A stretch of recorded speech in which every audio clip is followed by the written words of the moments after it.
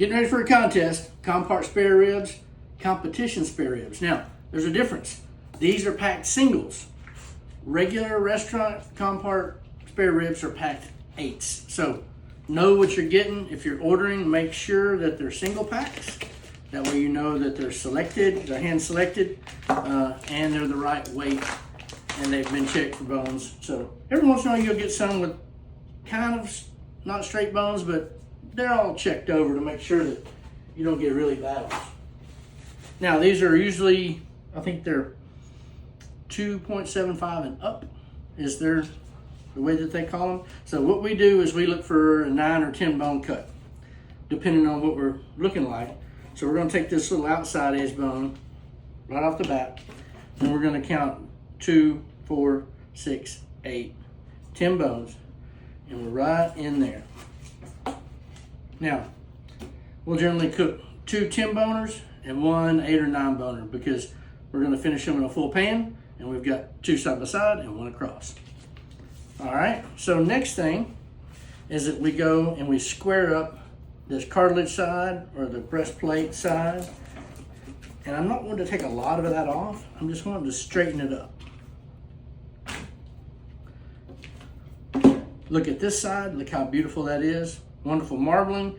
And then you'll have a little bit to straighten up on this side. And I like to just kind of shave that back a little at a time. Mostly I won't use that bone anyway, so I'm not worried too much about it. I know you're not supposed to pull the knife to you, but it's much more precise for me when I do it, so I'll try this at home. And then I'll just kind of knock that little hump down just in case we have to use this last bone. We know we won't use that one. We might use that one. Just depends. Now, next thing we do is pull the membrane. Your back ribs typically come with a membrane pull because they pull easy. They pull them with a hook at the processing house, but these are a little harder. So get yourself a paper towel, get you a start right in the middle, and then pull down. And you want to follow it, stay as low as you can. So don't keep pulling from the top. Work your way down and pull from right next to the meat. So you want to keep your fingers as close to the meat as possible. And I like to work my way all the way down to the end. And they're a little frozen, so they're a little harder than normal. And I want to try to get all the way to the end before I start working down.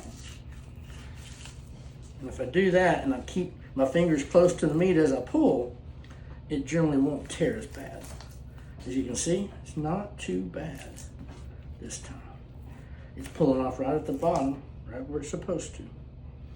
I've got a tiny little bit right there that I can get my finger under.